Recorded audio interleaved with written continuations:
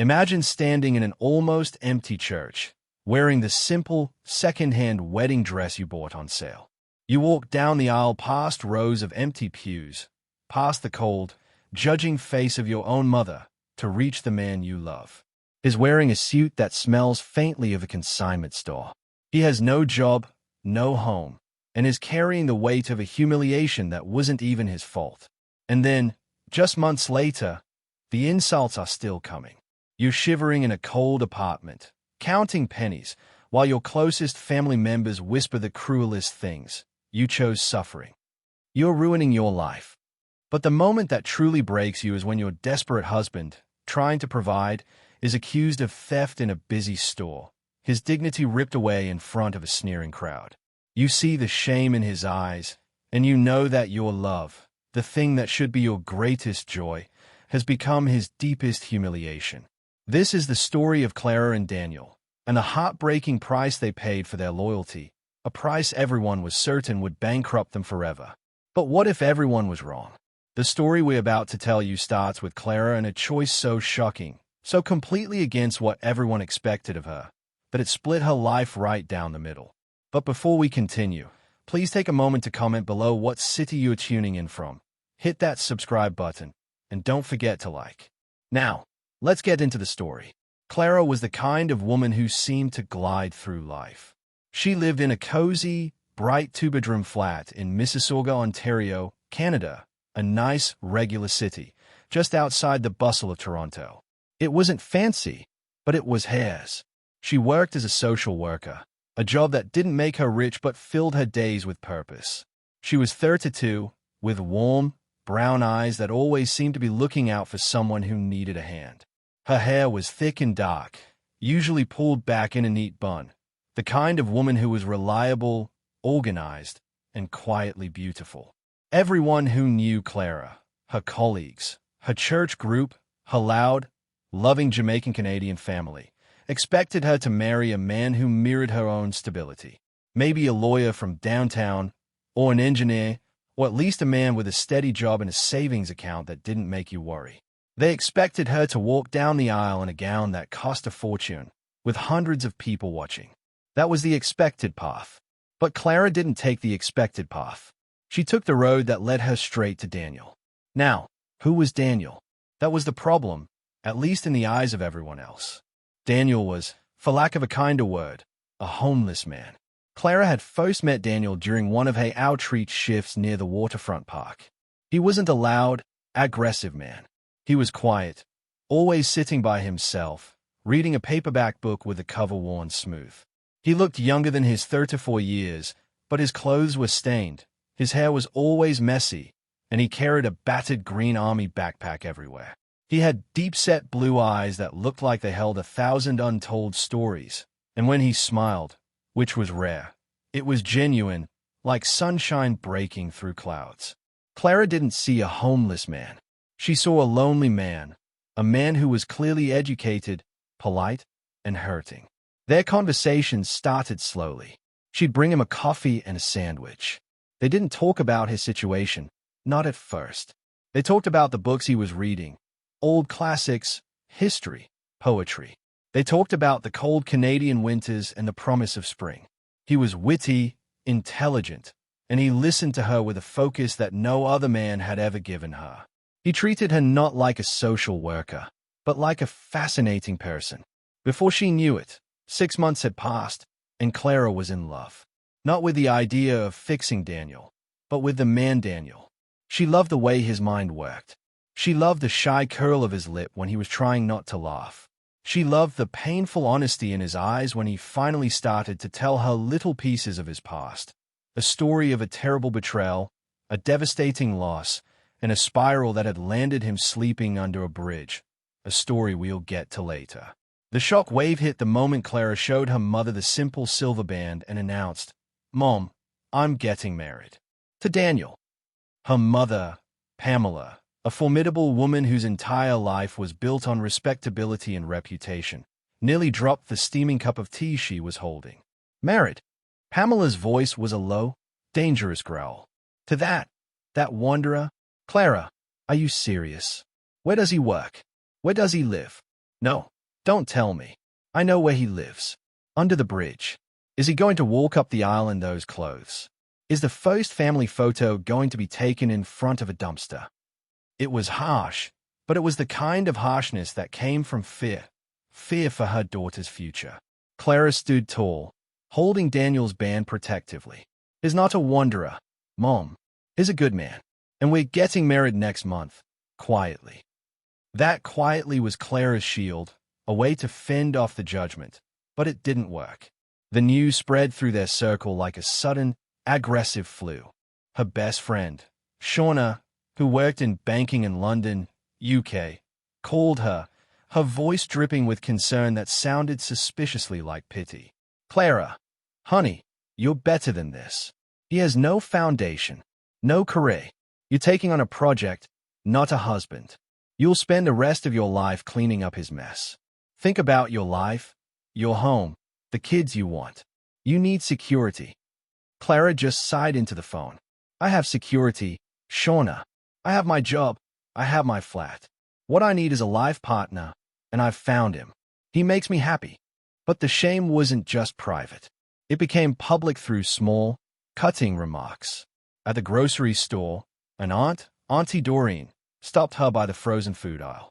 Clara, she said, her voice loud enough for 3 other shoppers to hear. I hear you're going to be changing your last name. That's nice. But tell me, where will Daniel be keeping his wedding suit? Under the bridge, or will you let him keep it on your sofa? Clara felt the heat rise in her cheeks, but she just offered a tight, polite smile. Auntie Doreen, Daniel is a very smart man. He will find a place for his suit. The insults were a steady drip, drip, drip of humiliation. They weren't angry shouts. They were whispered condemnations, questions posed with a tone of deep, personal offense, as if Clara's choice was an attack on the entire family's dignity. It was during this time that Clara realized what true love meant. It meant standing with the person you chose, even when every single other person thought they were a fool for doing it. The wedding day arrived, and it was a day that was supposed to be filled with white lace, laughter, and the joyous chaos of a large family gathering. Instead, it was a study in quiet, lonely heartbreak. Clara chose a small, historic church in a less busy part of New Jersey, USA, where her cousins lived, hoping the distance would make her family show up. She wore a simple, elegant ivory dress that she had bought on sale. She looked radiant, despite the dark circles under her eyes from months of stress. She stood in the dressing room, gazing at herself in the mirror. Her dress looked beautiful, but the room felt cavernous, empty. Is anyone here yet? She asked her friend, Simone, a sensible woman from work who, bless her heart, had decided to stand by Clara no matter what. Simone was one of the only friends who hadn't tried to talk her out of it. Simone offered a shaky smile, adjusting Clara's simple veil. A few people. The Reverend is waiting. The walk down the aisle was the loneliest walk of Clara's life. The church could seat maybe 200 people, but there were only 17 attendees. 17. And most of those were Daniel's friends, the people he called his family, a collection of fellow rough sleepers, outreach workers, and one kindly old librarian. Her mother, Pamela, was there, sitting stiffly in the third pew, her arms crossed, looking more like she was attending a funeral than a wedding. Shauna, her best friend, hadn't even flown over from London. She had sent a polite, guilt-ridden text message hours before the ceremony. Too sick, honey. So sorry. Thinking of you. As Clara walked, she tried not to look at the vast, empty rows of mahogany pews. She focused only on Daniel. Daniel stood at the altar, wearing a borrowed, slightly too tight suit. His hair was freshly cut, his face shaved smooth. He looked like the handsome, brilliant man he was, scrubbed clean of the street life. But there was a deep ache in his blue eyes, an awareness of the humiliation he was putting her through. When their eyes met, the rest of the world faded. The empty church, the judging mother, the shame, none of it mattered. They were home. The ceremony was brief. The vows they exchanged were simple, heartfelt, and tearful. With this ring, I thee wed, Daniel whispered, his voice catching, sliding the silver band onto her finger. "Clara, I promise to be worthy of you. One day." "You already are," she whispered back, tears streaming down her face. "You already are." The moment they were pronounced husband and wife, the applause was sparse and thin, mostly from the back row of Daniel's street friends. The small reception was held in a rented community hall, the kind with fluorescent lights and cheap folding chairs, in Kingston, Jamaica, where the warmth of the weather matched the warmth Daniel's few supporters were trying to create. Clara's cousin, Delroy, a man who lived there and owned a small bakery, had insisted on making the cake as his wedding gift. It was a beautiful, two-tiered sponge cake, the one bright spot of extravagance in the room. The humiliation continued, quiet and sharp. At one point, Pamela approached Daniel. "Congratulations," she said, her voice icy. She didn't offer a hug or a smile. "I just want to be clear, Daniel. Clara has worked very hard for everything she has. Her flat is her flat. Her car is her car. I will not stand by and watch you take advantage of her kindness." Daniel's face, usually so composed, went pale. He stood straighter, his shoulders rigid. "Mrs. Pamela," he said, his voice quiet but firm. "I understand your concern. You have every right to protect your daughter. But I promise you, I intend to provide for Clara, not take from her. I just need time." "Time?" Pamela scoffed, glancing around the meager hall. "And how long will that be?" "Until the next Canadian winter. Don't disappoint my daughter, Daniel. She doesn't deserve this." She walked away, leaving Daniel trembling slightly. Clara rushed over and slipped her hand into his. His skin was cold. "Don't listen to her," Clara said. "She's scared. She doesn't know you." Daniel looked down at their joined hands, the two simple silver bands flashing under the stark lights. "She's right to be scared, Clara. I have nothing to give you. Today should have been beautiful, and I brought you here, to this lonely humiliation." "It's not lonely," Clara insisted, turning him toward her. "Look at the people who are here. They are smiling, Daniel, and I'm married to the kindest, smartest, most honest man I've ever met. That's not humiliation. That's happiness." They shared their first dance to a soft, acoustic song, swaying slowly under the buzzing fluorescent lights. They were the only two on the floor, their meager group of guests watching quietly from the tables. It was a dance of hope, but also a dance weighted with the immense pressure of their circumstances. They began their marriage in Clara's small, sensible flat back in Mississauga. It was a life of quiet adjustment. Daniel was meticulous about not being a burden. He would wake up before Clara, making sure the small space was spotless. He would read during the day, applying for low-level jobs online, janitorial, warehouse work, anything that paid cash. He was highly intelligent, capable of solving complex math problems in his head, but his 6 years of being disconnected from the world meant his resume was blank, his references non-existent. "I went to the interview at the warehouse today," he told Clara one evening, while she was cooking a simple dinner of stewed chicken and rice, a dish that smelled like home. Clara didn't look up from stirring the pot. "How did it go?" "They asked about the gap on my CV," Daniel said, his voice flat. "I tried to explain it honestly. They told me I was overqualified and that they needed someone reliable. What they meant was, you look like trouble, and we don't believe a word you say." Clara finally turned, wiping her hands on a dish towel, and crossed the small kitchen. She didn't say anything. She just wrapped her arms around his waist and rested her head on his chest, inhaling the scent of clean cotton and a faint, hopeful musk of soap. "It will change, Daniel," she murmured. "We just have to keep trying." But the quiet humiliation didn't end with the wedding. It followed them into their new life. One Saturday, they were walking hand in hand through a local farmer's market in Portland, Oregon, USA, where they were visiting an old university professor of Clara's. They were laughing over a slightly bruised apple when a loud, boisterous man, Patrick, a former friend of Clara's from university, spotted her. "Clara, is that you? You look wonderful." He rushed over, giving her a quick hug, and then turned to Daniel, his smile disappearing instantly. His eyes traveled from Daniel's slightly ill-fitting borrowed coat to his old, well-worn jeans. "And who is this?" Patrick asked, his tone shifting from friendly to openly suspicious.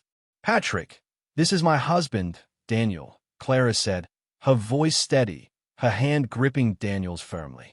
Patrick laughed, a loud, artificial sound. "Your husband? Oh, Clara, you always did have a twisted sense of humor. Is this foreplay? Are you two doing some kind of outreach project?" "He looks like." He stopped himself just short of the obvious. Daniel, used to this kind of cruel scrutiny, simply extended his hand. "Nice to meet you, Patrick." Patrick hesitated, then grudgingly took Daniel's hand, pulling back quickly as if he might catch something. "Right. Well, Clara, it was lovely seeing you. You know, you really should stop playing these silly games. It's not fair to him. What to you?" He walked away, shaking his head and chuckling softly to himself. Clara watched him go, tears blurring her vision. She felt the weight of the collective disapproval, her mother's cold glare, Shauna's judgmental pity, Patrick's open mockery.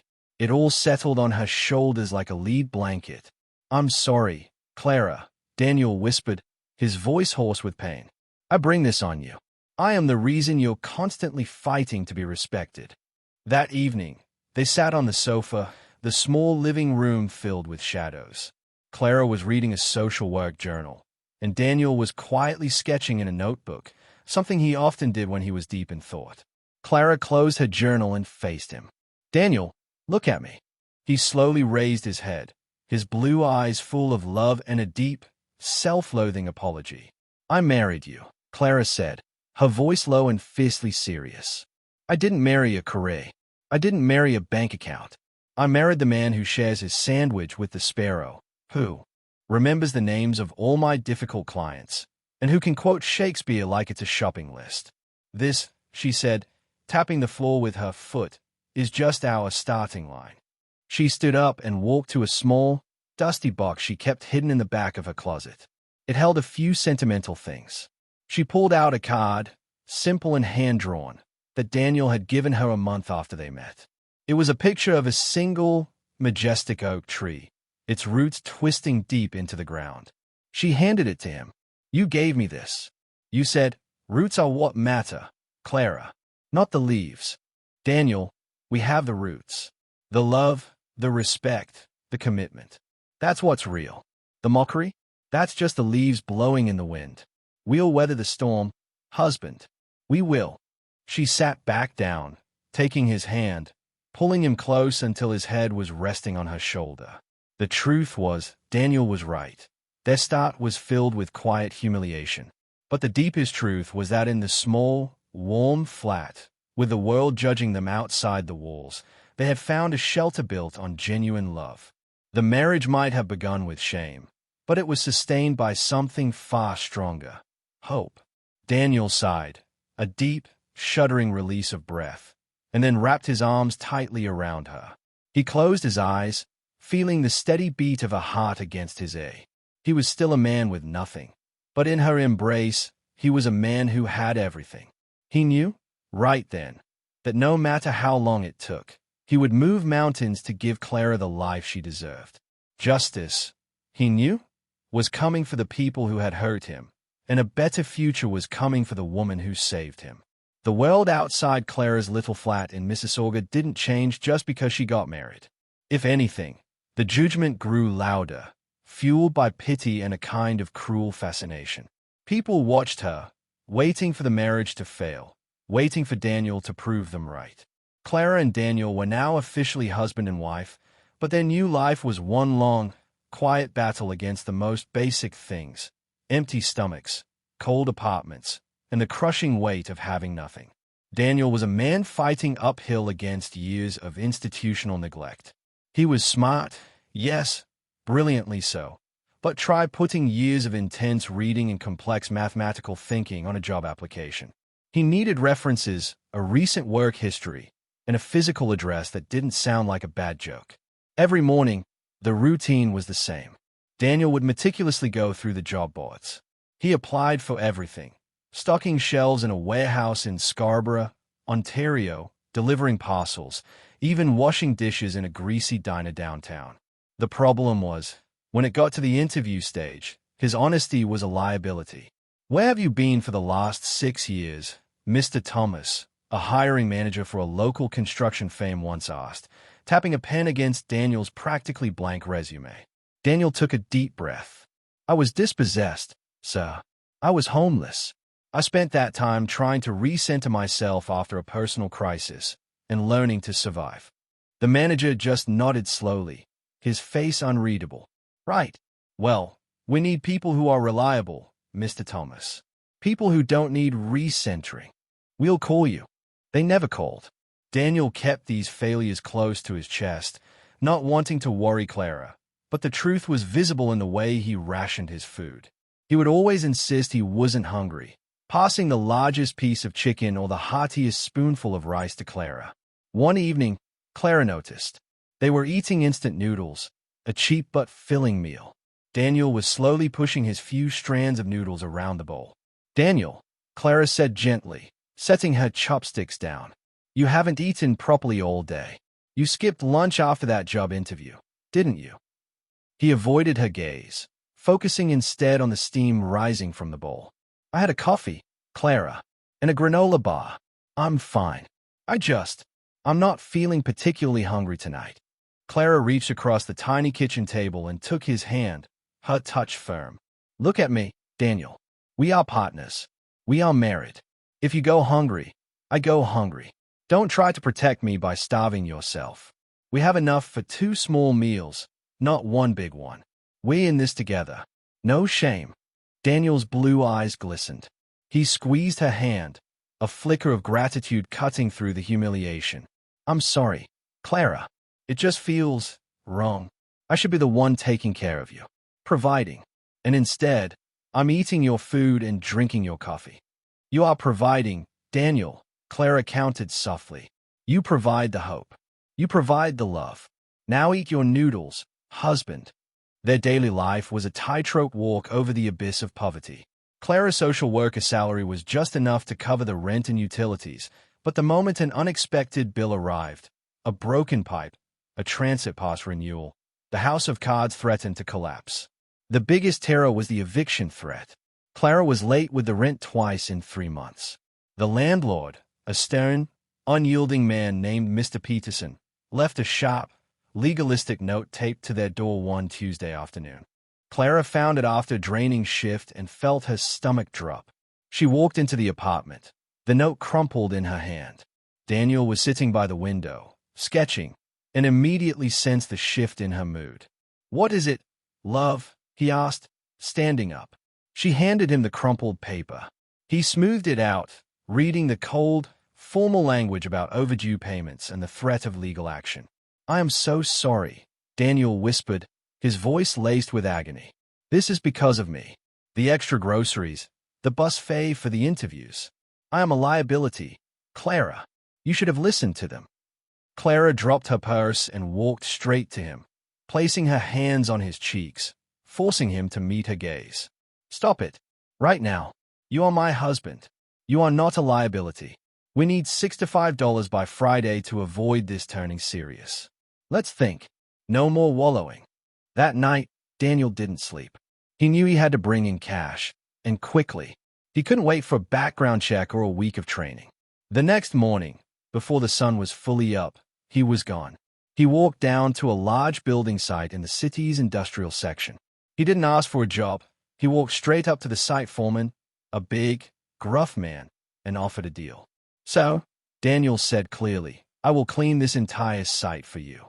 Pick up every scrap of wood, every plastic bottle, organize your tools. I'll work from now until sunset. Pay me $50 cash. If I don't finish, you don't pay me a dime."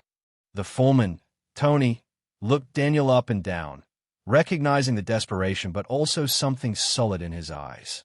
He laughed, a loud, booming sound. "You're too skinny for this work, pal, and you look like you need a shower."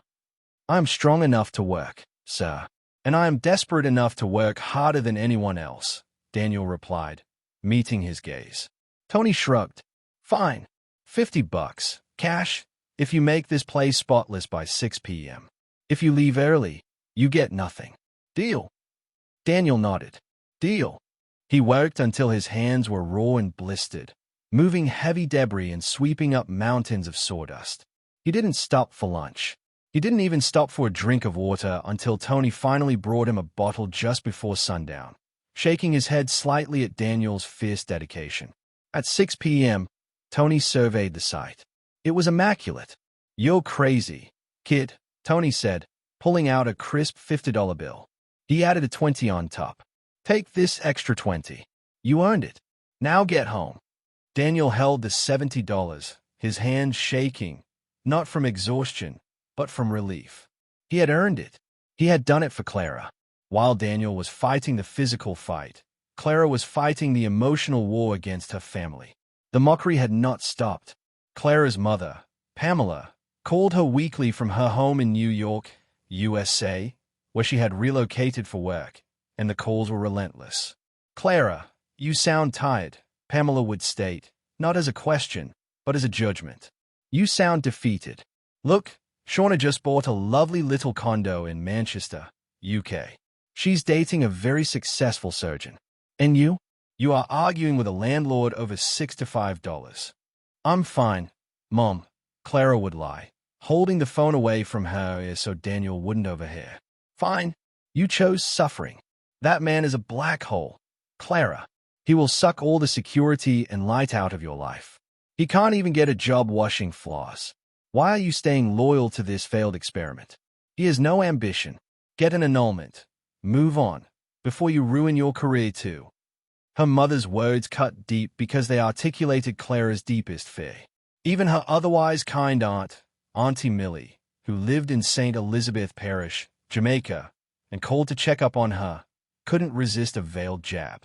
"Clara, my dear, when you marry up, not down. A man must be able to put a roof over your head. Daniel is a good person, yes, but good does not pay the hydro bill. Are you sure you didn't just feel sorry for him? Pity is a poor foundation for marriage." Clara felt the heat rise, her loyalty hardening into a shield. "Auntie Millie, I did not marry him out of pity. I married him out of love and respect. He has had terrible misfortune, but he is working every single day to get back on his feet. We are a team, and I will not abandon my partner just because the road is tough." This deep, unwavering loyalty was Clara's defining trait. She saw Daniel's struggle, not as a weakness, but as a temporary phase. She saw the man he was before the disaster, and the potential he held after the recovery. She knew, deep in her heart, that the life he lived on the streets was not the life he was meant for. Daniel recognized this loyalty, and it motivated him more than anything else. He saw the toll the struggle took on her, the way her shoulders slumped after a call with her mother, the faint worry lines around her eyes, the fact that she was wearing the same coat she'd had since university. "You deserve better than this," he told her one rainy Sunday, watching her mend a tear in his coat, the coat he'd worn while he was still sleeping rough. "I deserve you," Clara corrected, not looking up, her needle moving quickly and purposefully. "And I deserve the life we are going to build. You are brilliant, Daniel. You just need a doorway to open. Until then, we fix coats, we eat noodles, and we'll love each other." She finished the stitch, bit the thread, and held the coat out to him. "There, good as new. Now, what were you sketching so intensely earlier?" Daniel hesitated, then shyly showed her the pages of his notebook. It wasn't a drawing. It was pages of complex mathematical equations and structural designs, ideas for sustainable, low-cost housing models. He had spent his time on the streets watching how things were built, how cities failed their most vulnerable, and his mind had been solving problems. "I was an engineer before," he whispered, "or I was training to be one. Sometimes I solve things in my head to keep the other thoughts out." Clara looked at the intricate diagrams, her breath catching. The drawings were professional, detailed, and completely revolutionary. This wasn't the work of a homeless man. It was the work of a genius. "Daniel," she said, her voice husky with awe, "these are incredible. You can't let this go to waste. This is your doorway. You have to find a way to use this." The discovery of the notebook marked a small turning point. The hunger and the job rejections hadn't stopped, But Daniel now had a focus that went beyond simply surviving. He started spending hours in the library, not just applying for jobs, but secretly researching old engineering firms and contacting university professors, not for a job, but for knowledge, for context, for a way back into the world he had left behind. His attempts at bringing in money were sporadic, but touching. One week, he managed to earn $80 helping a neighbor fix a leaky roof. He used $40 to contribute to the rent, and the other $40 to buy Clara a small, potted orchid for their kitchen window, the first gift he had ever given her. "It will bloom, even in this dark corner," he said, setting the plant carefully on the sill. "It reminds me of you, Clara, strong and quietly beautiful." That orchid was more valuable to Clara than any diamond ring her mother could have hoped for. It was proof of his effort, his love, and his unbroken spirit. The end of the second month of marriage brought the ultimate test of their commitment. The bank account was down to $37. The landlord's next eviction notice was due any day. The apartment was cold because they were rationing the heat. Clara came home from a difficult day, her spirit worn thin. She walked into the silent apartment, dropped her bag, and just stood in the middle of the room, fighting back tears. Daniel was sitting at the table, a stack of rejection letters piled high next to him. He knew exactly how she felt. He stood and walked to her, not to talk, but just to hold her. He wrapped his arms around her tightly, rocking her gently. "I failed today, too," he murmured against her hair. "4 applications, 2 interviews. Nothing. I can't do this, Clara. I can't put you through this anymore. You can still leave. It's not too late." Clara pulled back, tears finally spilling down her cheeks. "Stop it, Daniel. You will never say that again. I told you. I chose this. I chose you. The suffering is temporary. My love for you is not. We are broke, we are cold, and we are being judged by everyone we know. But we are together. And that, Daniel, is all that matters." She looked at him, her beautiful brown eyes full of fire and fierce devotion. She kissed him, a long, hard kiss that sealed their pact. "We are not giving up. Tomorrow, you go back to the library, not for a job application, but for that housing research. You find the biggest name in sustainable engineering in this city. You write them a letter. You show them your genius. We don't ask for pity, Daniel. We demand respect." Daniel held her face in his hands, staring at the woman who had traded a life of comfort for a life of scraping by, just to be with him. His vision was blurry with tears, but his mind was crystal clear. He would not just get a job. He would reclaim the life that was stolen from him, and he would build an empire for this woman.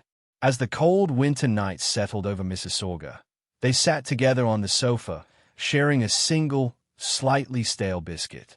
The apartment was silent, but their hearts were full of a quiet, stubborn hope. They were hungry, tired, and mocked, but they were not broken.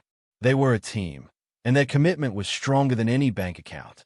They had been humiliated, but in that shared suffering, they had found an unbreakable intimacy. Justice would have to wait, but their love was already winning. The life of Clara and Daniel in their small Mississauga apartment had settled into a kind of determined poverty. They were cold, they were often hungry, but they had each other. They were weathering the storm, but outside their cozy little space, the storm was getting worse. The water wasn't just leaking in. It was being actively thrown at them by the people they thought cared. A life built on struggle often separates the real friends from the fake ones. When things were easy for Clara, everyone wanted a seat at her table.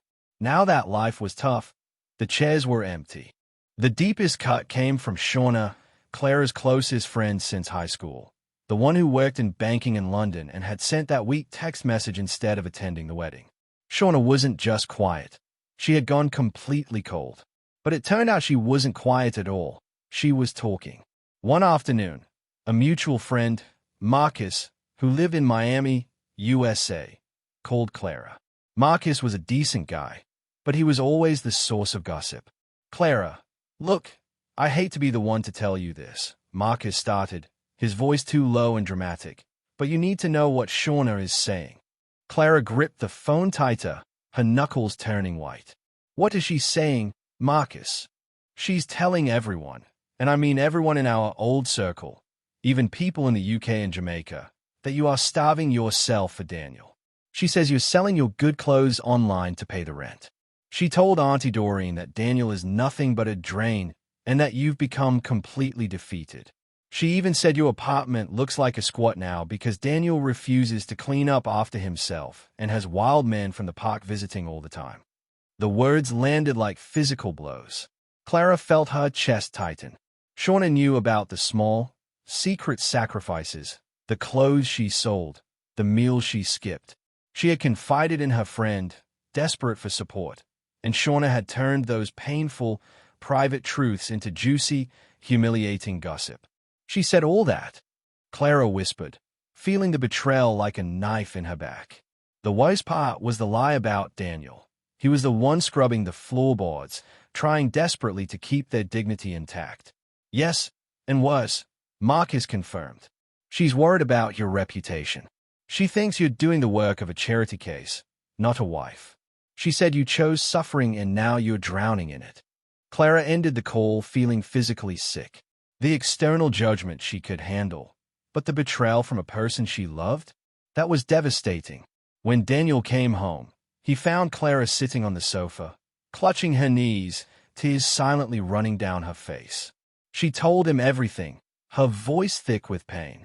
Daniel knelt in front of her, gently wiping her tears with his thumb. Clara, please don't let her do this to you. Her words are worthless. They are not, Daniel, she choked out. They are sharp because they came from someone I trusted. She's taking our private struggles and painting us as pathetic failures. She's making our life sound like a tragic story written by a stranger. Daniel stood up, his gaze distant, his jaw tight. She's judging us based on her own shallow metrics. She sees wealth and status. She doesn't see character. Let her talk. We know the truth. And darling, he added, a hint of steel in his voice, we have to save our strength for the people we can fix, not the ones who are happy being broken. If Shauna was a sharp, external cut, Clara's older sister, Lena, was the constant, dull ache that lived inside their home life. Lena was everything Clara was supposed to be, married to a successful corporate lawyer in Atlanta, Georgia, USA, living in a huge house with a pool, and always dressed in designer clothes. Lena looked at Clara's life, and particularly at Daniel, with a mixture of pity and utter disgust. Lena didn't call often, but when she did, it was rarely to ask how Clara was. It was usually to remind Clara of her foolish choice. One Saturday morning, the phone rang. It was Lena, calling ostensibly to discuss their mother's upcoming birthday. But the conversation quickly spiraled. So, tell me, Clara, Lena asked, her voice dripping with artificial sweetness, is Daniel still doing his intellectual thing? Or has he, managed to secure any real employment? Something that requires a tax form. Clara sighed, walking into the kitchen to put some distance between the phone and Daniel, who was sitting quietly reading at the small dining table. He's working hard, Lena. He's been doing some casual clean-up work, and is focused on his engineering proposals. Lena let out a short, dismissive laugh. Engineering proposals. Clara, honey, he was sweeping floors last week. Listen to yourself. You are a highly educated woman, a social worker, a person who helps the community, and you married a man who needs social services. It's an embarrassment. Lena, that's enough, Clara warned, her voice tightening. No, it's not enough. Lena shot back, her voice losing its sugary veneer. I am your sister, and I have to watch you destroy your life. Mom is miserable. Every time she talks about you, she has to explain to her friends that Daniel is getting back on his feet. He looks down and out, Clara. He looks like he belongs in a shelter, not in your apartment. It reflects terribly on our whole family. Lena's primary issue was not Clara's happiness. It was the damage Daniel did to the family's image. She constantly reminded Clara that she had sacrificed her entire potential for a man who could offer her nothing. You had options, Clara. You had that nice doctor, Robert. Remember him? Good teeth, good job, owned his house. But no, you chose the charity case. You chose to struggle. I just don't understand how you can look at him and feel pride instead of shame. Clara's defense of Daniel was always immediate and fierce. I look at him, Lena, and I see courage. I see a man who was betrayed, lost everything, and is fighting every day to reclaim his dignity.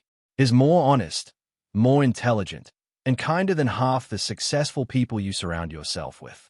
His net worth is zero, but his moral worth is infinite. You wouldn't understand, because you only see the price tag. Oh, the moral worth. Lena scoffed, ending the call with a curt, "Call me when you've come to your senses, Clara. I'm serious about this. You deserve better." Clara hung up the phone, her hand trembling. She sank into a chair, trying to steady her breathing. She felt the full force of their rejection, from Shauna's backstabbing to Lena's cold judgment. They were all in agreement. Daniel was a mistake, and Clara deserved the suffering she had chosen. Daniel slowly walked over, having heard the raised voices. He didn't need to ask who it was or what was said. "Lena," he stated, his voice quiet, filled with a familiar sorrow. "She really hates me, doesn't she?" "She doesn't hate you, Daniel," Clara said, pushing her hair back from her face. "She hates the idea of you. She hates that I love you despite the circumstances. She hates that your presence in my life proves that her own obsession with money and status is just empty." Daniel sat down beside her, taking her hand. "But she's right about one thing. You had Robert. You had security. You could be sitting by a pool right now, instead of worrying about the heating bill. And all because I couldn't hold on to what I had." It was the lowest point. The betrayal and the judgment was suffocating them. Their hope was struggling to breathe under the weight of external disapproval. Clara stood up, refusing to let the negativity win the day. She went to the fridge and opened it. 2 eggs, a half-empty carton of milk, and some slightly wilted spinach. Not much, but enough. "We are making omelets," Clara announced, pulling the ingredients out.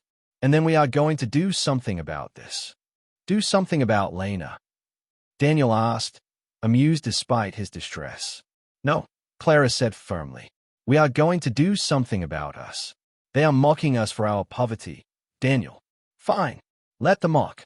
We have something they don't have, a secret. And our secret is that you are not broken. You are brilliant."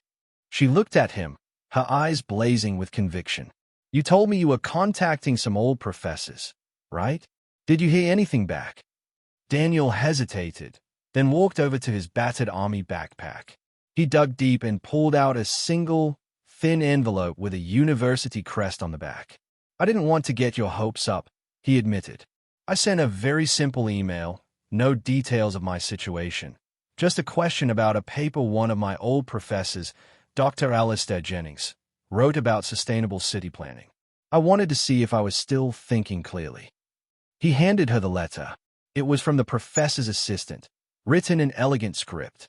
Clara scanned the words quickly, her heart beginning to pound. "Dr. Jennings was very impressed with your analysis. He said your understanding of the foundational principles of his work on geothermal structural models was profound and unique. He is rarely this engaged with an unsolicited email, Mr. Thomas. He requested a meeting with you next Friday afternoon at the university office." Clara looked up, her face transformed, beaming. "Daniel is impressed. Profound and unique. This is it. This is the door you needed." Daniel's face finally cracked into a genuine, shy smile. "He just wants to talk about the paper, Clara. It's not a job. It's a start." Clara insisted, hugging the letter like a precious treasure. "It's a foot in the door. Your sister and your fake friends see a man in a borrowed coat. Dr. Jennings sees a genius who understands geothermal structural models. We will worry about clothes later. We will worry about Lena later. Next Friday, you will walk into that office and you will show them that the man everyone laughed at is about to change the way cities are built."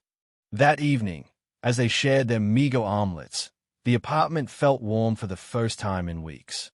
The cruel words of Shauna and the condescending judgment of Lena still stung, but they had been replaced by a powerful new feeling, vindication.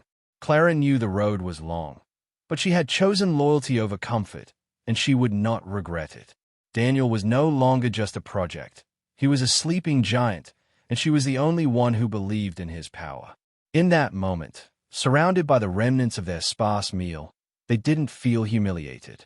They felt like the only two people in the world who knew the truth, and the truth was powerful. Hope had not just survived, it had secured an appointment for next Friday. The hope from Dr. Jennings' letter at the end of Chapter 3 felt like a warm beam of light after a long, cold winter. Clara and Daniel clung to it. The meeting was a week away, and for Daniel, that meant 6 days to prepare his mind, and 1 day to deal with his clothes. The borrowed suit he wore to the wedding was too tight and looked rumpled, definitely not suitable for meeting a top engineer and professor. They agreed Daniel should at least get a new, simple, professional shirt and a fresh pair of slacks. "We have to present you as the brilliant man you are, Daniel," Clara insisted, taking a few precious 20s out of the envelope where she kept their rent money. "This is an investment, not a cost." They went to a large, busy department store in a suburban Toronto mall. The store was packed with people going about their normal, easy lives, the kind of normalcy that felt miles away from Clara and Daniel's existence. Daniel was nervous. He hadn't been in a fancy store like this in years. He felt the weight of every eye on him, acutely aware of his old coat and worn shoes, even though he had showered and shaved carefully. He found a plain, light blue dress shirt that was on a clearance rack. It was marked down so low it seemed like a sign. Clara beamed. "That's perfect, Daniel. It suits your eyes," she whispered. While Clara waited by the change rooms, Daniel went to the checkout. He paid with cash, the transaction smooth and simple. He tucked the receipt deep into his pocket, still feeling uncomfortable about spending money when their account was so low.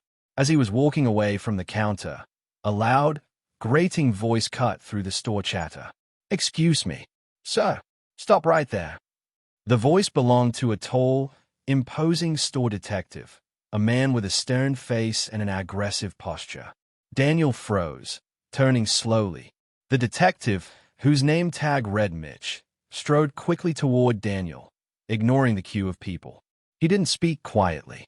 He spoke with the volume and certainty of a man announcing a capture. "Sir, I need you to show me what you have in that coat pocket and in that backpack. Now." A cold wave of dread washed over Daniel. "I beg your pardon. I just purchased this shirt. Here is the receipt." Daniel reached for the receipt in his coat pocket, but the detective stopped him. "I know what you purchased. I saw you take that other item from the display. Sir, don't make a scene. Just hand it over." The word theft wasn't spoken, but it hung in the air, thick and humiliating. People stopped shopping. They turned their heads, holding their bags, their expressions a mix of curiosity and quick, easy judgment.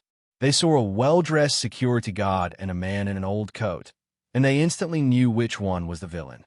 Daniel felt the familiar, burning shame that had followed him for years. This was it, the public trial he couldn't escape. "I took nothing, sir," Daniel said, his voice low but steady, trying to maintain his dignity. "I only purchased this shirt. You are mistaken." "Mistaken?" Mitch scoffed. "You look nervous, sir. If you have nothing to hide, you won't mind emptying your pockets and that ratty backpack for the entire store." Suddenly, the crowd felt hostile. A woman muttered, "They always look so innocent." A teenage boy took out his phone, ready to record the humiliation. Just as Mitch reached out a hand to forcibly grab Daniel's arm, a flash of righteous anger cut through the crowd. It was Clara. She charged forward, pushing past a display of sweaters, her eyes blazing with a protective fury Daniel had never seen. "Do not touch my husband." Clara's voice cracked like a whip. It was a simple, everyday phrase, but in that moment, in that place, it sounded like a declaration of war. She stepped directly between Daniel and the detective. "You think he stole something? Then show me the proof. You don't get to accuse an honest person just because his jacket isn't brand new. This man is a good man, and he has a receipt for everything he owns." Clara's appearance stunned everyone. They expected the accused man to be alone, or maybe to have a similarly desperate-looking partner. They didn't expect a respectable, well-dressed woman like Clara to stand up for him with such ferocity. Mitch, the detective, was momentarily thrown off balance. Step aside. We have procedure. We saw him on camera loitering by the watch display. Loitering? Clara spat the word out. He was looking at the price tag, which I bet you were hoping he couldn't afford. And what about the watch? Did he take it? We believe he may have concealed an item, Mitch stuttered, realizing the attention was now on him and his poor judgment. Clara turned to Daniel. Daniel, empty your pockets. Every single one. Slowly. Show this man how wrong he is. Daniel, his eyes filled with gratitude for his wife, complied. He showed the receipt for the shirt. He turned his pockets inside out. He opened his backpack, which contained only his notebook, a half-eaten granola bar, and a few complex engineering articles he had printed from the library. Mitch searched Daniel's person quickly, awkwardly, his face reddening. There was nothing. Well, Clara challenged, planting her hands on her hips, her fury undiminished. Where is your stolen item? You just publicly humiliated my husband, an honest man. Based on what? Your own prejudice. The silence in the store was heavy. Mitch muttered an inaudible apology and slunk away, beaten not by a lawyer, but by the fierce loyalty of one woman. As the crowd dispersed and the chatter resumed, Clara turned to Daniel. He was trembling, not from fear, but from the raw, exposed pain of the moment. He reached out and simply held her face in his hands. You always stand up for me, he whispered, tears welling up in his eyes. Every single time, Clara promised, her own voice husky with emotion. Now put on that beautiful new shirt. We are getting out of this embarrassing place. The theft accusation left a bitter taste, but the real test of their composure came 2 days later. Clara's cousin, Delroy, the baker from Jamaica, was in town, and he was hosting a small, lavish engagement party for his business partner at a fancy hotel ballroom in downtown Vancouver, Canada. Delroy, despite being a successful businessman, had always remained fiercely loyal to Clara. He was the one person who insisted they attend. Clara, Daniel, you must come, Delroy pleaded over the phone. This is important for my career, and I want you two to have a nice night out. No talk of rent, no talk of jobs. Just a beautiful night. They agreed, knowing it would be a challenge. Daniel wore his new blue shirt and the borrowed, slightly too tight wedding suit again. Clara wore her favorite, but 5-year-old, navy dress. The ballroom was magnificent. Sparkling chandeliers, white linen, trays of appetizers that cost more than their weekly food budget. It was a world away from their tiny apartment. Within minutes of arriving, Clara spotted him, Robert. The Dr. Lena had constantly thrown in her face, the one with the good teeth and the good job. He was standing by the champagne fountain, looking exactly like a movie star. Perfectly tailored suit, arrogant confidence, and a stunning woman draped on his arm. Robert saw Clara and, unable to resist the opportunity, made a beeline for her. Clara, look at you. You haven't aged a day, Robert said, giving her an kiss. He was all practiced charm, but his eyes were cold and calculating as they swept over Daniel. Robert, this is my husband, Daniel, Clara introduced him, keeping her voice even. Robert offered Daniel a condescending smirk, but no hand. Ah, Daniel. Yes, the Outreach Project. We've heard all about you, haven't we, darling, he said to his girlfriend, who offered a quick, uncomfortable giggle. Robert quickly launched into a monologue, flaunting his wealth as casually as he might scratch an itch. It's a beautiful night, isn't it? Just arrived from my ski trip in Aspen, Colorado, USA. The powder was divine. Got my new German sports car detailed this morning. She pairs like a kitten. I'm closing on a new investment property in Miami next month.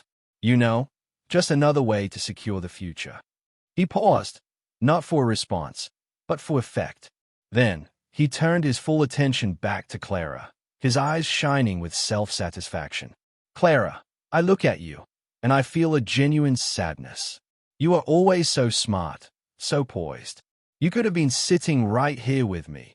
A beautiful house, financial freedom, security. Now look at your choices.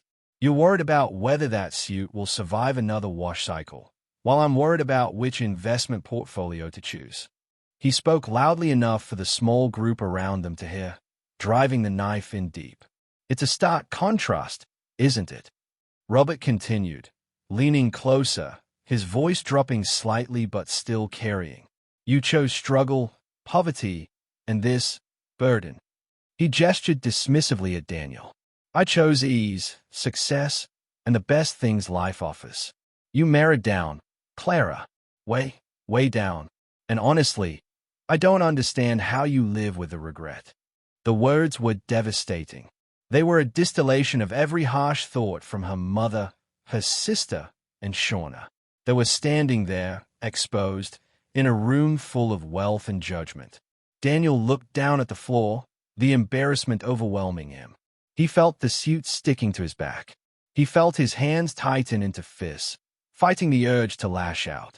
He was nothing but a prop for Robert's ego. But Clara reached out and gently took Daniel's hand, lacing her fingers through his. She didn't look at Daniel. She kept her eyes fixed on Robert. And then she smiled. It wasn't a small, tight smile of polite surrender. It was a wide, genuine, completely confident smile that held a secret only she and Daniel shared. Robert, Clara said, her voice clear, calm, and utterly dismissive of his wealth. It's true. You are very successful. You have the car, the house, the trips. You have everything I supposedly gave up. She squeezed Daniel's hand. But you are also right about something else. You said I chose a burden. You're wrong. I chose a partner.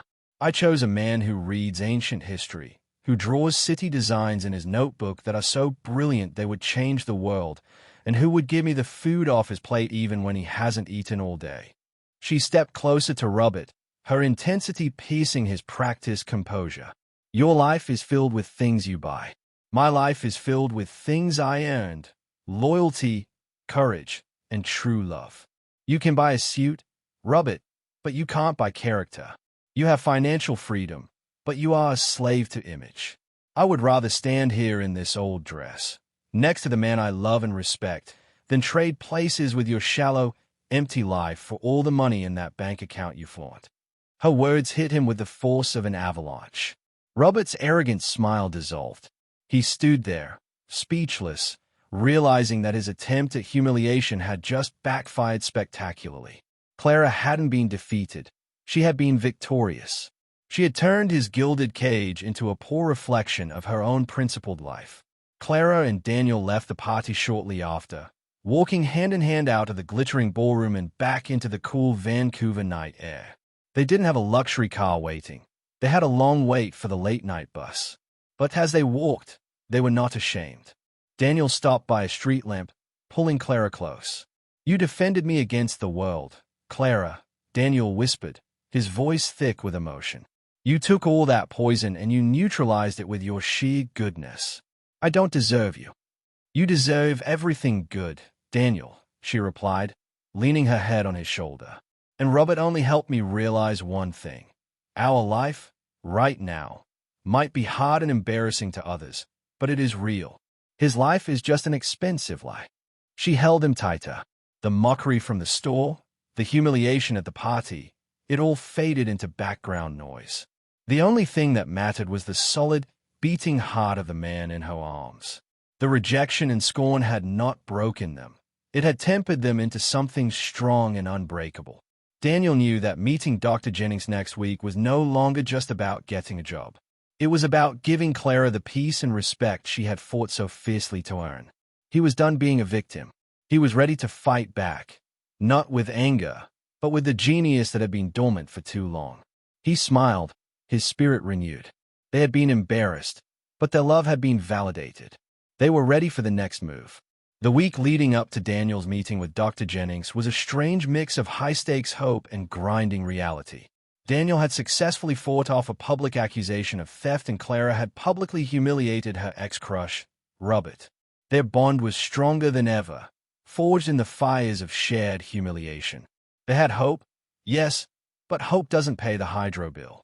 Daniel couldn't sit still and wait for the world of academia to move at its glacier pace.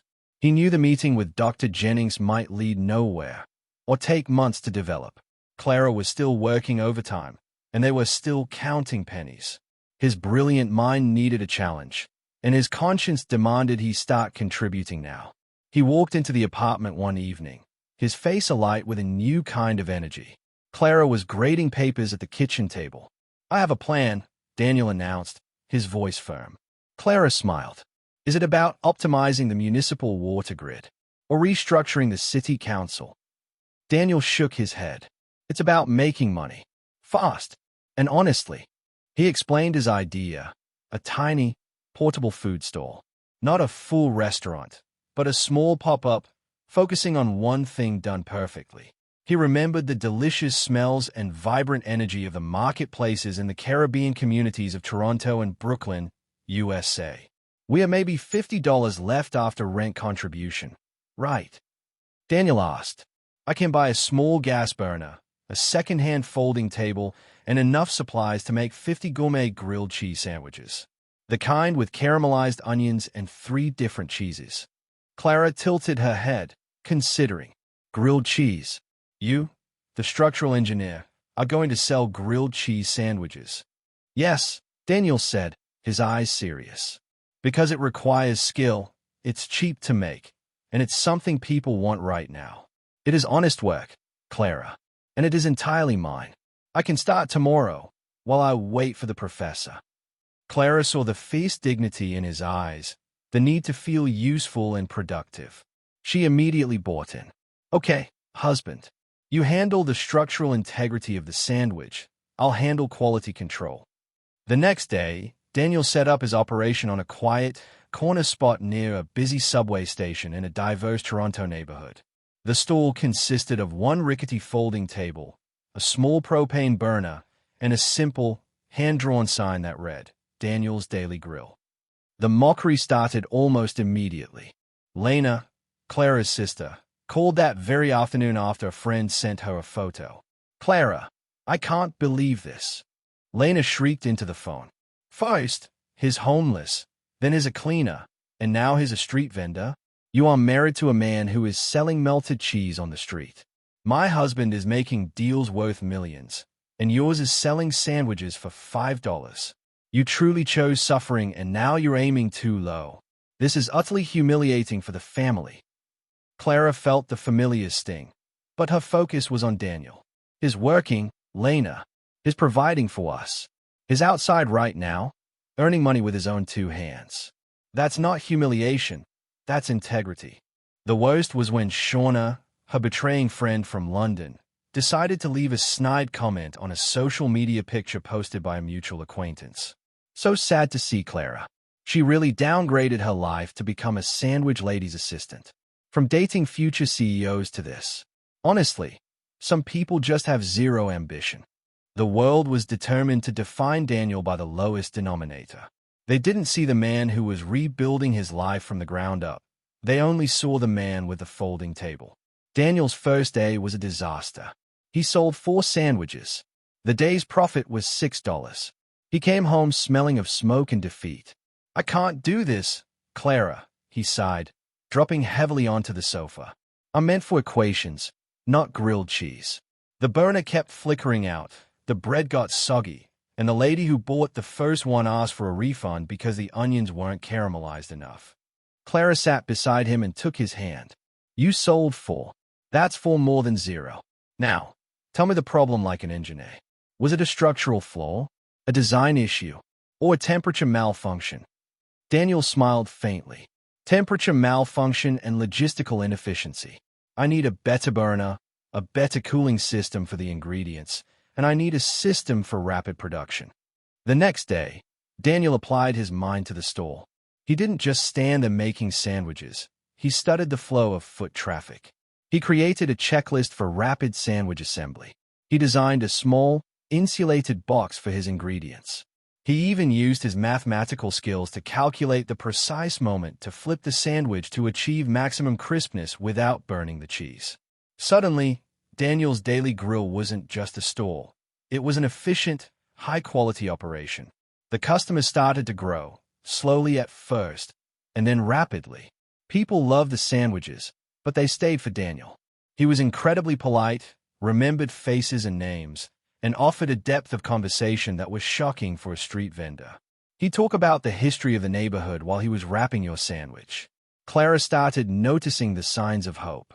First, it was the smell of toast and caramelized onions that replaced the stale, nervous smell of job applications in their apartment. Then, it was the jingle of coins. Daniel would dump a small, heavy bag of change onto their kitchen table every evening. They went from having $37 to having $200, then $400. One evening, Daniel came home, his eyes wide. "Clara, you won't believe it. I made 80 sandwiches today. I sold out by 2 p.m. I had people queuing. I spoke to Tony, the foreman from the construction site, and is ordering 50 for his crew next Friday." The little business was profitable beyond expectation. Daniel, the genius who couldn't get a job washing dishes, was running a thriving microbusiness. The profits allowed them to breathe for the first time in months. The rent was paid on time. The eviction notice was filed away as a bad memory. They even bought a small, new space heater, and the apartment felt physically warmer. Daniel used some of the profit to upgrade his stand. He bought a professional-grade burner, a proper canopy to shield him from the sun and rain, and even hired a friendly local student for a few hours a day to handle the cash. Daniel's Daily Grill was expanding. The success was undeniable, and it started to silence the critics. Lena stopped calling, realizing her mockery sounded ridiculous against the backdrop of real, growing financial stability. But it wasn't just the money that earned Daniel respect. It was his honesty. One rainy Tuesday, an elderly customer, Mr. Fitzgerald, a kind gentleman from the UK who had moved to the area, bought a sandwich and accidentally dropped a $20 bill from his wallet as he walked away. It fell unnoticed into a puddle near the stall. Daniel saw it immediately. He closed his stall, grabbed a napkin, and ran after Mr. Fitzgerald, who was halfway down the block. "Sir, Mr. Fitzgerald, wait," Daniel called out. Mr. Fitzgerald turned around, confused. Daniel, soaked by the rain, carefully handed him the soggy $20 bill. "You dropped this, sir, near my stand." Mr. Fitzgerald stayed at the bill, then back at Daniel's earnest face. "Good heavens, I wouldn't have noticed that was gone until I got home." "Thank you, young man. Most people would have just kept that." Daniel simply shrugged, smiling. "It's not mine, sir. Have a good day." What Daniel didn't know was that Mr. Fitzgerald was a highly respected retired businessman in the community, a man known for his connections and influence. He walked back to Daniel's stall, bought another sandwich he didn't need, and insisted on giving Daniel a $5 tip. More importantly, he saw the man, not the sandwich vendor. He saw integrity, hard work, and a shining example of honesty. That evening, Daniel came home, exhausted but happy. He had his biggest take-home profit yet. He dumped the small sack of money onto the kitchen table. He was quiet for a moment, just staring at the neat stacks of bills and coins, money earned through sheer intelligence and hard work. Then, he reached into his pocket and pulled out a small, delicately wrapped box. "This is for you," he said, pushing it across the table to Clara. Clara, curious, opened the box. Inside was a tiny, elegant silver necklace with a single, small pearl. It wasn't expensive. It was simple and beautiful, just like her.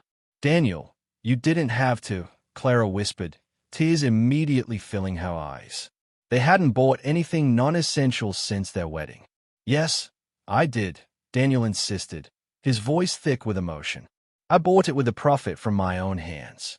I bought it because you deserve beauty and because I wanted to buy you something that didn't come from my past life or from your generosity. I bought it with the money from the stall everyone laughed at." He stood up, walking behind her, and gently fastened the necklace around her neck. He kissed the back of her neck, savoring the simple scent of her skin. "The shame is gone, Clara," he murmured. "The embarrassment is gone. They called it aiming too low, but this little business saved us.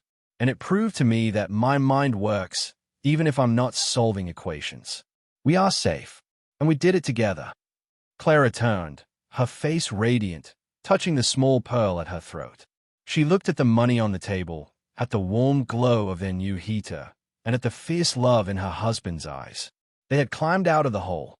They were no longer starving or facing eviction. They were thriving. The brilliance of the genius and the integrity of the man had met on the street corner, and success had followed. Their tiny victory, the expansion of a small sandwich stall, had silenced every critic and paid for their security. The small apartment in Mississauga was, for the first time in months, truly warm. Not just from the new space heater, but from the incredible success of Daniel's Daily Grill. The profits from the sandwich stall had done more than just pay the rent. They had restored Clara's peace of mind and, most importantly, Daniel's belief in himself. Life had shifted from anxious survival to hopeful planning. They still lived humbly, but they now had savings, a real bank account, and a feeling of control. The world that had laughed at Daniel was now quietly lining up for his perfectly grilled, high-integrity sandwiches. Then, one quiet Saturday morning, everything changed again. Clara had been feeling strangely tired, and her usual fierce appetite was replaced by sudden waves of nausea. She took the test in the small bathroom, her heart pounding a frantic rhythm against her ribs. When she walked out, she didn't have to say a word. The look on her face, a mixture of terror, awe, and overwhelming joy, told Daniel everything. "We're having a baby," she whispered, holding the small plastic stick out to him, her eyes brimming with tears. Daniel's reaction was immediate and profound. He scooped her into his arms, spinning her around the small living room. The sheer happiness on his face was blinding. "A baby," he repeated, his voice husky with emotion. "A little miracle. Clara, this is the most wonderful news in the world. A new life, a new beginning." They held each other for a long time, the reality of the small, vulnerable life growing inside her settling over them. They were finally building the future they had fought for. But the joy, as always, was immediately overshadowed by the world's relentless judgment. When Clara shared the news with her family, she expected cautious optimism, maybe even a little excitement now that Daniel was clearly bringing in money. Instead, the mockery intensified, focusing on the vulnerability of the coming child. Her mother, Pamela, called from New York, her voice sharp with disapproval. "A baby? Clara, are you serious? You just barely stabilized your finances with a street food business, and now you're bringing a child into that precarious situation. Do you want your baby's first word to be eviction notice?" The tone was worse than before. It was no longer just about Clara's shame. It was about the supposed suffering of an innocent child. "You chose suffering for yourself, Clara," Pamela pressed on, using Lena's favorite phrase. "But to subject a child to that. No insurance, no steady corporate job, no generational wealth. People are going to say you are selfish. They'll say you're bringing a child into poverty out of sheer foolishness." Clara tried to push back. "Mom, we are fine. Daniel is thriving. We are stable. We have savings now. And we have a plan. A plan based on grilled cheese sandwiches." Pamela snorted. "Get serious, Clara. You're being mocked all over town. They're saying you're irresponsible, that you should have waited until Daniel reclaimed his real life. You're just proving them all right." Even Shauna, her friend who had turned into a cruel gossip, sent a passive-aggressive text message. "Congrats on the news. Just praying that the little one doesn't inherit Daniel's old backpack and gets to wear something designer someday. Be smart, Clara." The happy news, meant to be a moment of pure bliss, was turned into a public condemnation. Clara cried for 2 days, not because she regretted the pregnancy, but because she was tired of fighting for the right to be happy. Daniel watched her sorrow, and his protective instinct, already fierce, turned into a burning resolve. "They will not mock our child, Clara," he vowed, gently kissing her swelling abdomen. "They will not. I promise you, I will build something so solid, so undeniable, that their words will turn to dust." He kept his focus. While Clara managed her challenging first trimester, Daniel doubled down on the Daily Grill. He used his engineering mind to refine every process, boosting efficiency and profit. He wasn't just a vendor. He was a silent, relentless force of entrepreneurship. As the months passed and Clara's bumps started to show, Daniel's small business blossomed. He secured a permanent spot at a major farmers market in Vancouver, and the lines were so long he had to hire 2 part-time students. The money was rolling in, easily clearing 4 figures a week. The irony was thick. The man mocked for being homeless was now a successful small business owner, providing steady employment for others. But then, the world threw a twist so profound, so laden with irony, that it stopped Clara in her tracks. One evening, the phone rang. It wasn't Pamela or Lena. It was Clara's father, Richard. Richard was a man who embodied traditional male success. He was a retired commercial real estate agent, respected in his community in Atlanta, Georgia, USA. He was a dignified, proud, and often distant man. He had never liked Daniel, not because of Daniel's character, but because Daniel represented a total lack of financial pedigree. Richard had offered Clara a small, polite loan before the wedding, clearly expecting the marriage to collapse, but hadn't spoken to Daniel since. His voice on the phone now was weak, trembling, and utterly broken, a voice Clara had never heard before. "Clara, sweetheart," he started, his breathing ragged. "I need to tell you something. I've made a terrible mistake." Richard explained the situation. He had invested the vast majority of his retirement savings and their remaining liquid assets into a complex, high-risk real estate development project in the Caribbean, specifically near Montego Bay, Jamaica. A silent, unexpected collapse in the market, coupled with a series of legal setbacks and a dishonest partner, had wiped out everything. "I'm facing ruin, Clara," he confessed, the shame heavy in his voice. "The bank is calling in the loans. We'll lose the house. Your mother doesn't know the extent of it yet. I've lost everything, sweetheart. I have nothing left." Clara was stunned. The man who epitomized security, who judged her choices based on financial stability, was now bankrupt. The irony was suffocating. After he poured out his shame, Richard finally came to the terrible truth of his call. "Clara, I know I have no right to ask. I have been terrible to you, and worse to Daniel. But I am desperate. I need about $7,500 to stave off the foreclosure this week. I know you don't have it, but I thought maybe, just maybe, you could approach one of your church contacts or wealthy friend. I'll pay it back, I promise." Clara stood silent, absorbing the monumental reversal of fortune. The man who had scoffed at Daniel's lack of resources was now asking his daughter, married to a former homeless man, for a massive loan. She looked across the room at Daniel. He was sitting at the table, calmly polishing the new shoes he had bought for his impending meeting with Dr. Jennings. He looked focused, composed, and successful. "Dad," Clara said, her voice gentle but firm, "I don't need to ask my friends or the church. We can help you." She lowered her voice. "Daniel's business, it's doing very, very well. He has been incredibly smart with the profits. We have more than that amount in our savings account, Dad. We can lend you the money." A pause stretched across the phone line. Richard was silent, wrestling with the overwhelming humiliation. The last person he expected to rescue him was the son-in-law he had dismissed as a failure. You would do that, Clara." Richard's voice was choked. "After how I treated you. After how I spoke about Daniel." "We are family, Dad," Clara said simply. "And we help family. You call me back in 1 hour, and I'll have the transfer details for you. But you need to talk to Daniel." Clara hung up and walked over to Daniel, her eyes heavy with the weight of her father's pain and the immense, delicious irony of the situation. She told Daniel everything. Daniel listened, his expression hardening not with triumph, but with quiet, profound empathy. He didn't gloat. He didn't smile. He looked at the floor, remembering his own descent into financial ruin and homelessness. He knew the terror Richard was feeling. "He said he needs $7,500 to stop the foreclosure," Clara finished. "He asked me to find a wealthy friend. I told him we could do it. But you have to agree, Daniel. It's your money, earned on that little grill." Daniel stood up, walking to the window. The rain was drumming against the glass. He turned back to Clara, his decision made. "Call him back, Clara," Daniel said, his voice calm and authoritative. "Tell him he doesn't have to pay it back. It's a gift. A wedding gift from his son-in-law." Clara stared at him, tears springing to her eyes. "Daniel, that's almost all of our savings.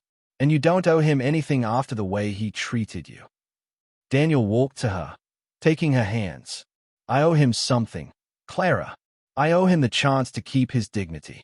I know the feeling of having the world stripped away, of losing your home. I won't watch your father go through that. The money is just money, but a man's pride is everything. Besides, he added, a confident smile finally breaking through, I have a baby coming, and I have a brilliant idea for a new sandwich special. I'll make it all back in 2 months. He was giving away their hard-earned security to the very man who had mocked him for lacking it. It was the purest form of victory, a justice wrapped in love. An hour later, Richard called back. He was still distraught, but Clara put the phone on speaker and nodded for Daniel to speak. Daniel took the phone. Richard, he said, his voice measured. I understand what you're going through. The money is transferred. Your house is safe, and you do not owe us anything. Consider it done. Richard's voice broke completely on the speaker. Daniel, son, I don't know what to say. After everything I said about you, I am so deeply sorry. You are a better man than I will ever be. How did you get that kind of money? Are you really all right? We are more than all right, Richard, Daniel replied gently. We are happy, and we are starting a family, and you need to be there to see your grandchild born. That's all the repayment I need. As they hung up, Clara rushed into Daniel's arms, weeping tears of pure, overwhelming love and pride. The money was gone from their account, but the moral victory was priceless. You just saved my father, Clara choked out, and you gave him back his dignity. You are incredible. Daniel held her close, feeling the warmth of their impending child between them. He had been mocked for his poverty, mocked for his business, and now mocked for his future child.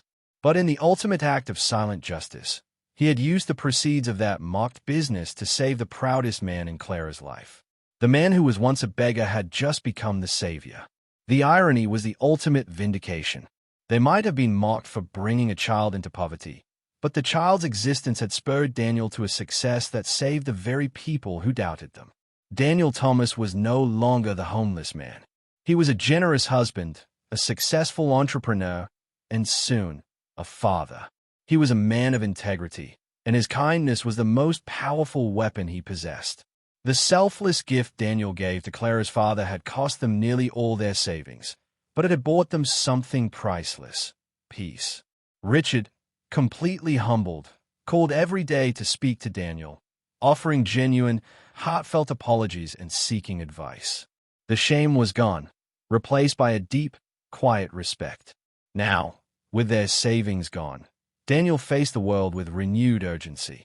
He still had that meeting scheduled with Dr. Jennings, the engineering professor, but his focus was on the immediate hustle that had saved them once before, Daniel's Daily Grill.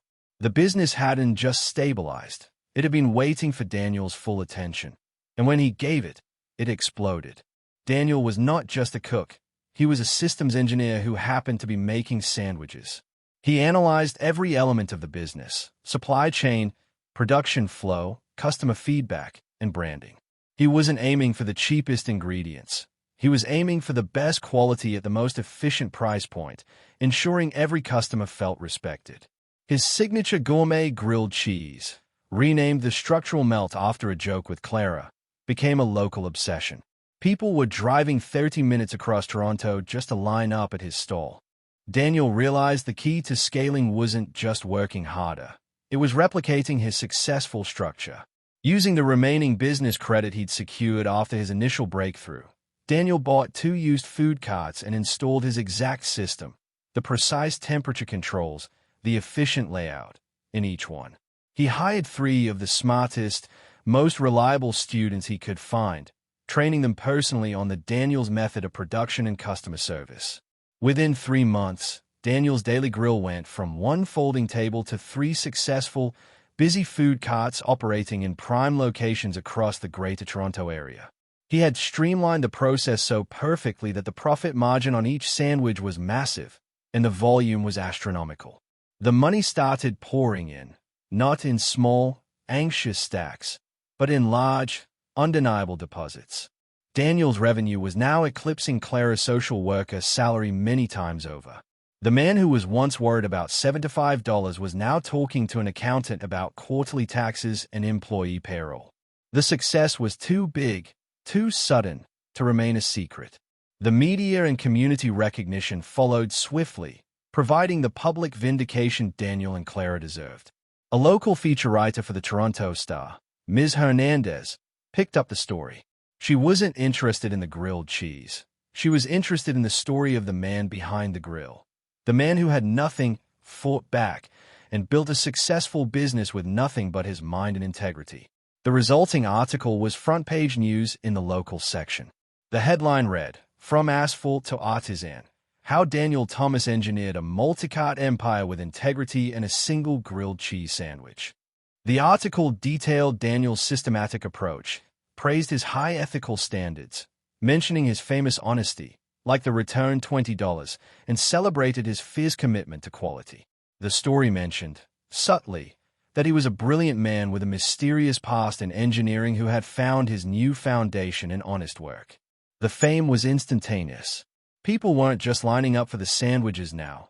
They were lining up to meet Daniel Thomas, the local celebrity, the inspiring comeback story. Daniel, who had spent years being invisible, was now utterly visible. He handled the attention with the same quiet dignity he had used to face the shame. The fame and money created an inevitable and highly ironic consequence, the return of the mockers. The first one to crawl out of the woodwork was Shauna, Clara's backstabbing friend from London. Shauna, who had gossiped about Clara selling her clothes and called Daniel a drain, suddenly appeared on Clara's social media, sending a flurry of gushing private messages. "Clara, my darling, I knew Daniel was special. I was telling everyone in the UK how brilliant his business model is. I saw the Toronto Star article. So inspiring. We have to catch up. Maybe Daniel could use my banking experience. I'm thinking of flying over to Toronto next month for a business trip." Clara read the messages while sitting at her kitchen table, a small smile playing on her lips. She was 7 months pregnant now, glowing with health and security. She simply deleted the message and blocked Shauna's number. "I don't have time for fair-weather friends, Daniel," Clara said later, showing him the messages. "She was happy to watch us drown. She doesn't get to ride the lifeboat now that it's a yacht." Daniel nodded, his expression serene. "We only have room for genuine people, my love. Those who love us, not our success." The next, and far more cringeworthy, attempt came from Lena, Clara's oldest sister from Atlanta. Lena, whose entire identity was built on marrying up, now realized she had spent a year actively mocking the man who was becoming a local business icon. Lena called, her tone shifting violently from cold condescension to overwhelming, manufactured warmth. "Clara, sweetheart, I'm so incredibly proud of Daniel. I always told Mom he had a spark. I told Robert, too. You know, my husband, Craig, is in corporate law, and he thinks Daniel's business is scalable for franchising. We should fly up. Craig would love to consult with Daniel, maybe help him structure a deal. Think of the exposure. We could be partners. Clara, it's all about synergy." The phrase "we could be partners" hung in the air, a desperate plea for association. Lena, who had scoffed at Daniel's lack of a tax form, now wanted a cut of his profits. Clara let Daniel handle this one. Daniel took the phone, calm as ever. "Lena, it's good to hear your voice," Daniel began, his tone polite but distant. "I appreciate the thought, but I have an excellent accountant and I'm very happy with my current business structure. I don't need a partner, Lena. I have all the partnership I need right here." He glanced at Clara, the meaning clay. Lena, shocked by the gentle but firm rejection, spluttered. "But Daniel, think of the family connection. We want to support you. We want to invest." "Your support is appreciated, Lena," Daniel replied, his voice softening slightly, but maintaining the boundary. "But the greatest support you can give us is to just be happy for Clara and to be a loving aunt to our child. That's more valuable than any corporate advice." He didn't yell. He didn't gloat. He simply stewed in his success and used the dignity he had earned to shut the door. The justice wasn't revenge. It was the quiet refusal to allow their hypocrisy to taint his hard-won peace. The biggest sign of the turnaround came not from the media or the mockers, but from Clara's mother, Pamela. Pamela flew from New York to Toronto, not for a confrontation, but for a visit. She walked into the now warm, beautifully organized apartment.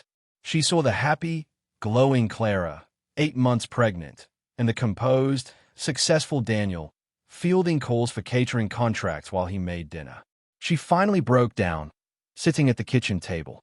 "Daniel," she whispered, tears flowing freely. "I was so wrong. I was so arrogant. I judged you entirely on what you lacked, not on who you are. You saved my husband's home. You've built this amazing life for my daughter, and you're going to be a wonderful father. I'm so deeply, truly sorry for every terrible word I said." Daniel walked over to her, putting a gentle hand on her shoulder. "It's in the past, Pamela. You were just scared for Clara. I understand that. All that matters is that we move forward as a family." Pamela looked at her pregnant daughter, then at her humble, successful son-in-law. The humiliation was finally over. The mockery was silenced by prosperity, integrity, and grace. That evening, Daniel and Clara sat on their sofa, watching the snow fall gently outside. They were comfortable, secure, and deeply in love. The fear was gone. The scorn was a distant memory. The money was a symbol of their victory. "We did it, Daniel," Clara murmured, resting her head on his shoulder. "We beat them all, and we did it by being exactly who we are." Daniel smiled, running his hand over her pregnancy bump. "They laughed at the sandwich cart, Clara. But the sandwich cart gave us the power to buy back our peace and choose our own partners. Now, let's see what we can do with that professors' meeting." They mocked the man selling grilled cheese. They have no idea who they are about to meet. Daniel Thomas, the homeless man, the sandwich vendor, was now a wealthy, successful entrepreneur. His public story had ended in triumph. But his private story, the story of the man he was before the fall, was about to begin. The ultimate turnaround was yet to come. The world knew Daniel Thomas as the Sandwich King, the honest entrepreneur who built an empire on melted cheese. But Daniel knew that success, while comforting, was only half of the vindication he needed. The full story of the homeless man was still waiting to be told. The meeting with Dr. Jennings, the brilliant engineering professor, was Daniel's final step back into the world he had lost. Daniel walked into the sleek university building in Toronto, no longer in a borrowed suit, but in a tailored, quiet confidence, wearing his new blue shirt. He carried no anxiety, only a deep-seated desire for truth. The professor, a frail but brilliant man, greeted Daniel with a focused intensity. They didn't talk about sandwiches. They immediately began discussing the sustainable housing models Daniel had sketched in his notebook during his years on the street. "Mr. Thomas," Dr. Jennings said, leaning back, tapping Daniel's notebooks with a pencil. "Your understanding of geothermal and structural efficiency is decades ahead of the curve. It's truly revolutionary work." Daniel listened, calm. "It's simply applying forgotten principles, sir." Dr. Jennings sighed, his eyes sharp. "No, Mr. Thomas. It is genius. And I know who you are. I haven't just been analyzing your concepts. I've been researching you for months." The professor paused, looking Daniel directly in the eye. "You are not just Mr. Thomas. You are Daniel Alexander Thorne." The name Thorne hung in the air, heavy with unspoken history. Before you disappeared 6 years ago, you were not just an engineering student.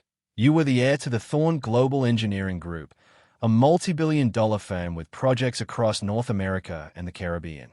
You didn't fall into homelessness because of a personal crisis, Daniel. You disappeared because you uncovered a massive internal fraud, a conspiracy led by your own former business partner and cousin. They framed you, froze your assets, and leveraged your name in a devastating scandal. They killed your reputation and left you with nothing. The true identity was revealed. Daniel wasn't just a smart guy. He was a brilliant, wealthy heir, the victim of a sophisticated corporate coup. The homeless man had been, and still was, a tycoon. The legal action you tried to start 6 years ago finally succeeded 2 months ago. After years of inertia, Dr. Jennings continued, his voice low. The conspirators were indicted. Your assets have been unfrozen. The company, which has floundered without your genius, is now legally yours, pending your return. Daniel, you are the chairman and majority owner of Thorne Global Engineering. You are, quite literally, worth billions. The sheer scale of the truth was staggering. The man mocked for not being able to pay $75 was one of the wealthiest men in the city. His poverty wasn't a failure. It was a devastating 6-year injustice. Daniel didn't gasp or leap from his seat. He simply nodded, a quiet sadness in his eyes. I suspected as much, Professor. But the only thing I truly lost was my trust in people. And the only thing I gained was Clara. Dr. Jennings smiled, genuinely. She seems like a remarkable woman. And now, Mr. Thorne, the world is waiting for your return. Daniel made his decision instantly. He told the professor he would reclaim his company, but not to immediately restructure. He wanted to use his incredible wealth to fund the low-cost, sustainable housing models he had designed on the street, the very designs his street friends would benefit from. Clara was waiting in the car, her 8-month pregnant self vibrating with nervous energy. Daniel got into the car, his face unreadable. "Well," she asked, her voice barely a whisper. "Did he offer you a job?" Daniel reached into his inner pocket and handed her a thick, sealed envelope. "He offered me my life back, Clara. All of it."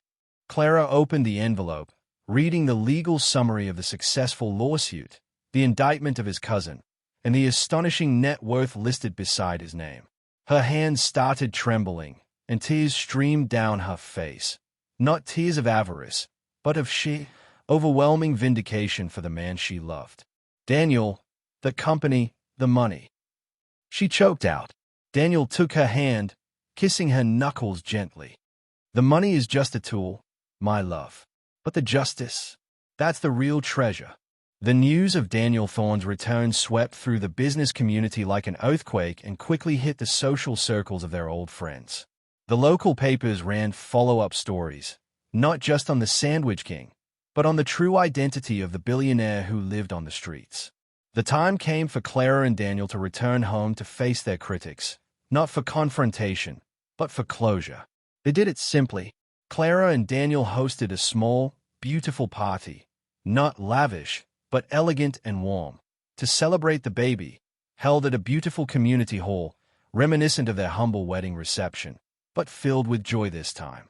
They invited their genuine friends, their family, and yes, even the critics. Lena, Clara's sister, arrived looking pale and terrified, dragging her husband, Craig. Lena tried to corner Clara, gushing about the Thorne global synergy and how she always knew Daniel had the Midas touch. Clara simply smiled. "Lena, thank you for coming. Daniel and I are happy to know that you are finally focusing on what really matters, our family. We've decided we don't need corporate partners. We need peace." Shauna, who had flown over from London, tried to hug Clara and apologize, tears streaming down her face about how horrible she had been. Daniel walked over, holding Clara's hand protectively. "Shauna," he said, his voice calm, "we forgive you for the gossip, but we're happy with the small circle of friends we found when we had nothing. Our life is private now. We wish you well." The critics had no cruel words left. Silence replaced the mockery. The sheer power of Daniel's wealth and status, the very thing they craved, had utterly defeated them. They didn't even try to mock his choices. They just stood there, humbled by their own petty judgment. Clara's parents found them later in the evening, standing together near the cake. Richard and Pamela were a picture of genuine humility. Richard, the proud man whose house Daniel saved, spoke first, his voice shaky. "Daniel, I don't know how to apologize enough. You saved my life, and then you gave up a fortune to live a life of principle. The fact that you risked your stability to save me, while you were sitting on billions, it's a lesson I'll carry to my grave. Thank you, son. Welcome back to the family." Pamela, her face soft with love, hugged Daniel fiercely. "When you told me you were going to provide for my daughter, I thought you meant a paycheck. You meant a kingdom. But what you really provided was a home built on unconditional love. I judged you by the wrong standard. I'm so proud to call you my son." The family was whole. Acceptance, humility, and love finally conquered shame and judgment. Daniel Thomas, the new chairman of a global company, had achieved the ultimate revenge. He gave back to the poor. With his identity secured and his fortune available, Daniel didn't sell the successful Daniel's Daily Grill carts. He expanded them, turning the business into a non-profit employment program for formerly homeless and long-term unemployed individuals. He named the foundation the Clara Foundation, dedicating its purpose to helping people rebuild their lives with dignity, just as he had. He took his revolutionary housing designs, the ones he'd sketched on the streets, and used his company to fund and build the first prototypes of low-cost, sustainable housing right in the communities where he once slept rough. Daniel Thorne was giving back to the very people who had become his family when his own family had abandoned him. His heart remained with the invisible and the forgotten. His compassion had not changed with his bank account. The final moment of vindication came in the quiet of their apartment after the party. Clara, now ready to give birth any day, looked at Daniel.